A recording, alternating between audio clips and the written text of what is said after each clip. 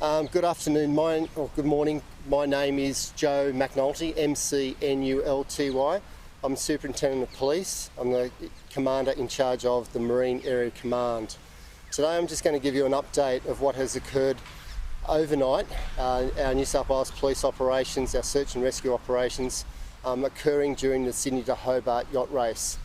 Just before midnight last night, the Australian Maritime Safety Authority received the first Mayday call from a vessel, from a yacht named Flying Fish Arctos. It had requested urgent assistance as one of the crew members had been struck in the back of the head by the boom. The boom is a part of the vessel that attaches the sail to the mast.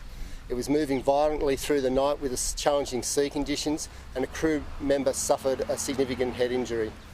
Port Kembla Water Police was deployed to that vessel to assist them, and then overnight has escorted that vessel back into Jervis Bay this morning. Unfortunately, that male person is now deceased. The second incident occurred at 2:30 this morning from another vessel. The vessel is called Bowline and was positioned 30 nautical miles east-northeast of Bateman's Bay. It had suffered a similar incident to the first vessel, where a crew member had again suffered a head injury caused by the moving boom from the sailing vessel.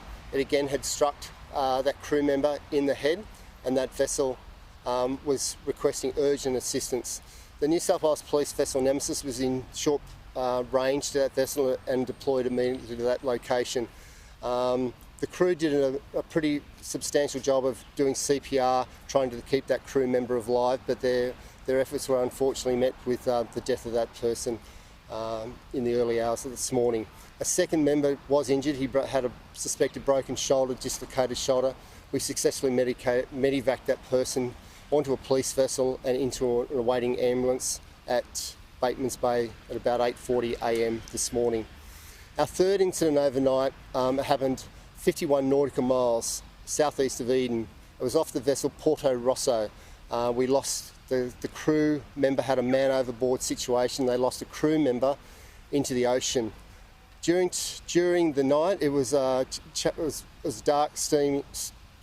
During the night, very challenging sea conditions to affect a rescue situation, and the Australian Maritime Safety Authority deployed their jet search and rescue to give us overhead FLIR coverage, while we deployed Eden Water Police in their search and rescue craft to conduct the rescue for that male person. Successfully, the yachts got together, conducted their own search and rescue, located that person safe, well, cold, alive, and that 37-year-old male, I believe his name is Luke Williams, is safe and well on that yacht going back to Hobart as we speak.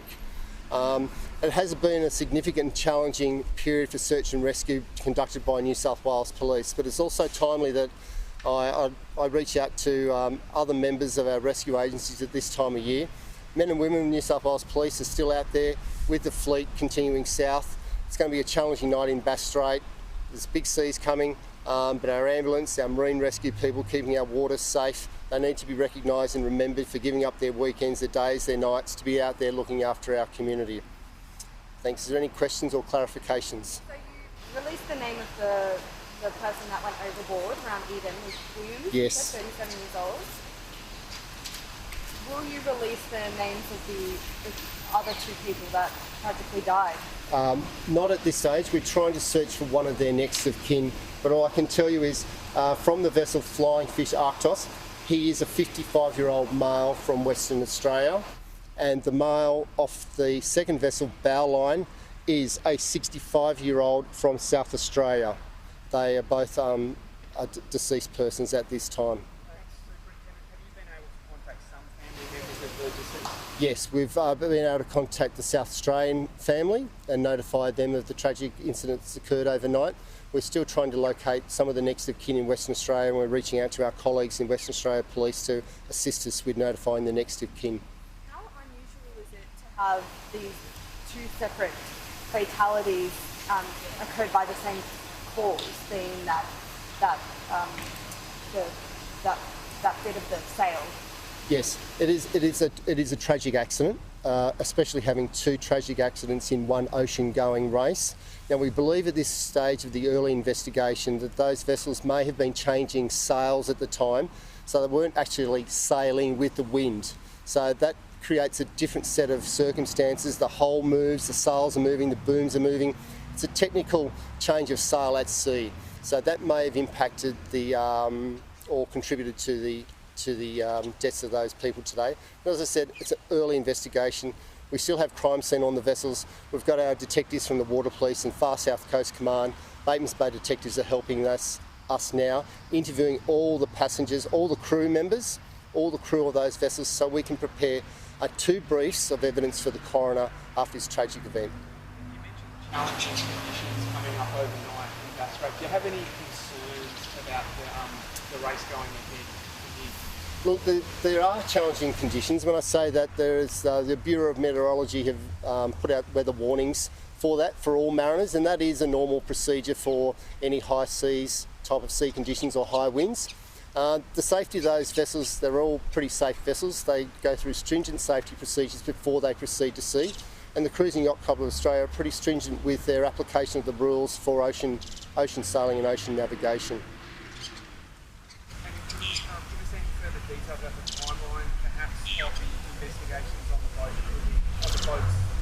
Yeah, both those boats have been seized as evidence by police now, and both boats actually have crime scene investigators on board at this minute, doing their procedures to help us in our evidence for the coroner that we will prepare after this event. The Bowline yacht, is it still out in the South Island? Is it able to come into the marina for that kind of thing? No, the Bowline is on a mooring just near Snapper Rocks at Batemans Bay. Batemans Bay's got a very shallow bar and we can't get it across the bar into the marina. Okay, and what about the crew on board either of those yachts that experienced those tragic fatalities? How are they going? Yeah, both those crew are doing pretty tough at the moment. We've got police with them, talking to them. We've offered them some counselling. They're assisting us with our inquiries. They are shaken up from what they've seen and what they've had to do. But gallantly, they provided CPR to their crew member through the night while they waited for police to attend. And they didn't give up. They kept going until it was obvious that those two men had lost their lives. They kept going performing CPR? Correct. Yeah. So both of those crew members from those 2 separate yachts hit in the head by that bottom of the sail as it swung. Is that right? Like so it was swinging. Correct. The boom holds the bottom of the sail and the boom is attached to the mast. So that moves when the wind direction shifts that sail from side to side on a vessel.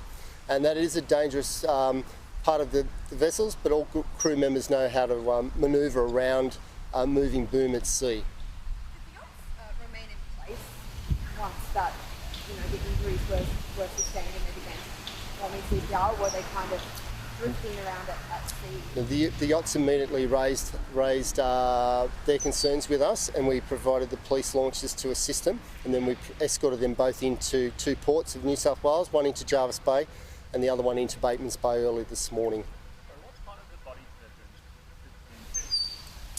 The head. Superintendent, does New South Wales Police have much experience in investigating these sorts of incidents? Yes, the Water Police detectives are very experienced in investigating all types of maritime crime and maritime incidents involving deaths at sea. 2 separate incidents there. We're hearing more details from New South Wales Police. The deaths, one on board Flying Fish Arctos, the other hours later on a separate boat, Bowline. Early investigations, as you heard from police there, that they may have been changing sails at the time.